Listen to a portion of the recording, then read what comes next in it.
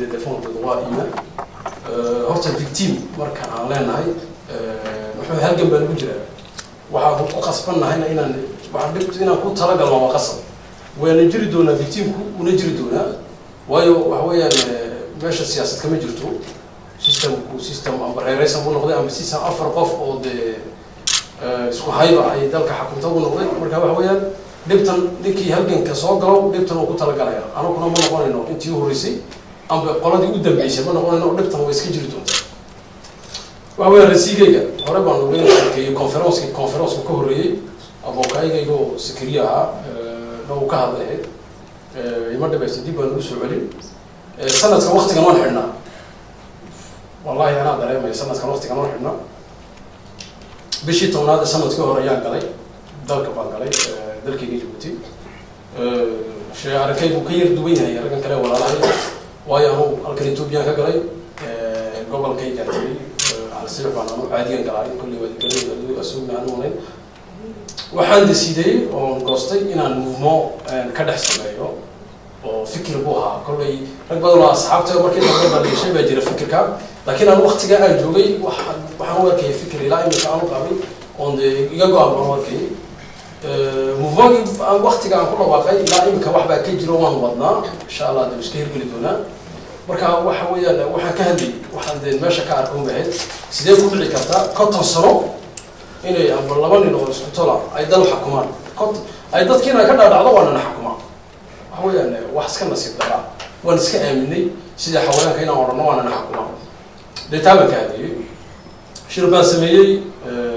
sanad bishii November bilowgii waqtigii baa dhowr cashar kadib waa la qaaday على سبيل المثال يقول يمدي والله يقاضي سكرتير ناسيونال كاي قاضي جيبوتي سدا قال لي وتين بون waxay kolkii hore moodeen saan wala horeen igu sheegay inay dad iga dambeeyaan bareeraha haato ama dad kale haato inay dad iga dambeeyaan bay moodeen nasiib daro kaliya bay noqotay dadkii waxay la wadeen way iska dhibaatoonaya way iska dacabsadeen oo la qaaday Djibouti baa la geeyay 10 cisho yaa la igu hayay security locaaladooda waan aad baan ugu dhibaatooday family meelaan ku jiro lama garanayn 10 cisho aad baan u dhibaatooday mar walba waxa la igu qasbay inaan dalka ka tago kana waxa weeyaan kol haddaan ogolaaday xarigii kol haddaan ogolaaday jirdil inaan dalka la iga masaafriyo wax deebu noqotay waxaan ogolaan karin waa la isoo inta kiyaasan ku adkaystay inta baheed 10 cisho kadib haddii markay gaarsin weyn dambi baa la sameeyay rébellion iyo waxa la igu qaaday diffamation sheeka sidaas in kasto videogeedii meter kale waa kay wax de infraction ay ku jireen baa badde dad la kicinay waxba ay ku jireen videoda sameeyay conference la sameeyay maxkamadda la geeyay jida instruction baa la yiri xitaa haddii dambiga la igu qaaday lahaa noqon falaagaro waa noqon waxa inaa direego dib u leeyahay dib lay soo celiyo instruction baa la igu furay procureur ligue jida instruction gabadh baa ligue waxa ka sii daran cid waxay weydiisay mid aad baan ku dhibaatooday gabadh markii ligue iyo dadkii hadana la iibin kari waayay sidii dus baa ligue waa kuwa la iisoolay kawaranka dibadka yimid in la soo qaado kaniif la geeyay laakiin waxa weeyaan markii dambe gurigeyga noqotay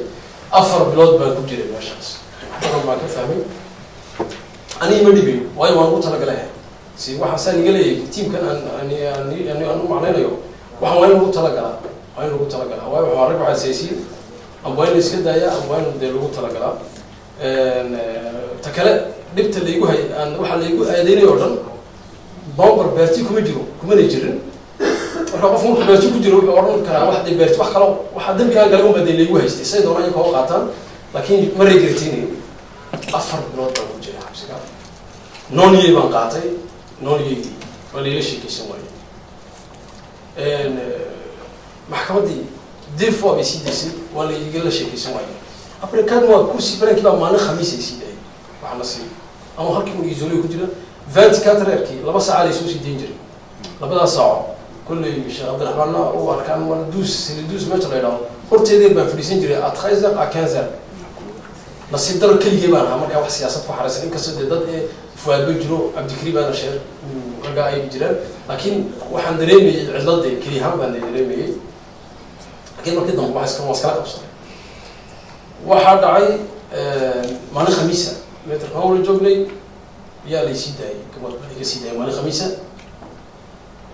صباح مركل لو سيداي وأنا قلبت عربت هذا سيداتك وسكسرت عربت بقى بحيها كم بحلها يلي هفر اليوم رمضان كده ويجي سجال السماوات كل مسؤول من جيبوتي أيام رمضان كهربت هذا اللي ما هو يلا رمضان كي دوي جيبوتي ما كل حسابي قبض بيجوز ولا حاجة واحد عاي ضد كي من عربتي شيء هبحث بان هواز دياريبا حكيت كبر خميس تيما في اليوم جمعي ما في اليوم السبت ديما في اليوم أحد يدورك يلا يسار وحني غير بودي أنت الحرية لما قول بيمدين غرضاً سكرتير ناسيونال يوكيو يقول عاوة خميس عاوة سكبح ديارنا يمكن كسيدنا عاوة هنا البحدين لكن أنا وحيها على الشرف حيها لأن الدولة يجا عن كل أتكيستو وحي أو واحد كستوان صامري يملي عاوة في الجاد وصامري جلدين وصامري أنت يا رباي عليك أنت الحمد لله ولا تكلي حد يمرك قال لي يلي نوقا صار باش اللي يبدأ يقول نوقا بحماش وماشي أنا قصار كلا هذا النوع قبل يجري تجربة لسوق إن أنت سكرتير ناسيونال كي يبقى بيجوكتبه يبقى ليسي شباين هرود على قفد أفر لصاحره أفر بلاد هاي حتى نتبه بحوار نتبه لوقات وحيقول لي هالكي أكيد مدي يا كانوا يلي برسلي ذلك على قصاره شرط تجي قال هذا ويبقى نبيم لو كوي هم يا كتير يوم خلوه لا هديت هوري ما كنت مركان ممكن يجعلي دي هديت نوري قريبة صدق الشوك ليس يعني الحمد لله كل واحد طولي سيدا هنا ما هيرين بهم هنا يكاد قصبنا هذين يسقي سيدا هنا لكن ما هيجي هذين لو قبل سيدا مدة ما بحيا لها ما بحيا أنت هذا بحال كلها أفضل من ديكاليزي هذا صاروا تكلم باسبور كي جميه وراقلا هي جميه واسترسال وعمرك على سبيل تجي يعني استرسال بيجي إن الباسبور كي أنا وصلت وطبعا غفل السين ما كان عندنا ضروري يمجر شوف ميس الحمد لله وحكى بشينا ده سانو حاجة شيء بيردي هيدو مركا ينا ساد جرالي ساد بعتنا يمشي ما درك مركا هلك فاميلي كمان وقولي شوف ميس واحد كان جعل لنا الحنابو إن دي بدكم سبي تنو هم مغلبة تنبا كذا سيد درنا مركا أنا وصلنا هلك جبنا وحرق شوف ميس لكن وحوي واحد يجي هذا المركز تايدي ما لا يقول هذا وفانتكم واي واحد يقص ما يهدد مجرم دون ديجو وين هذا بعد وعمالي ثلاثة خميس المحكمة دي مالية أذكر على المحكمة دي شيء ما يتركها يلا ما يتركها وحكوا على المحكمة دور هدي عن بيع عدان بحواي عاول يقارن يا إن قالت المحكمة دور تسوي واحد عمكم ولا رجال فحكم ما خبرك ومحكمة دي دعودي دي بقول لك الشباب لا يمكن فرنت هنا حرنت هاي تعمل تكلم شيء ما قال لي ما صار كويس دعودي يصير بس ترى حتى ما قبل يحرك الرواية ما يترك واقع المقلية وحكي يسوي كله يجي ما حد كونسي يسكت اليوم إنه سيرته كذلك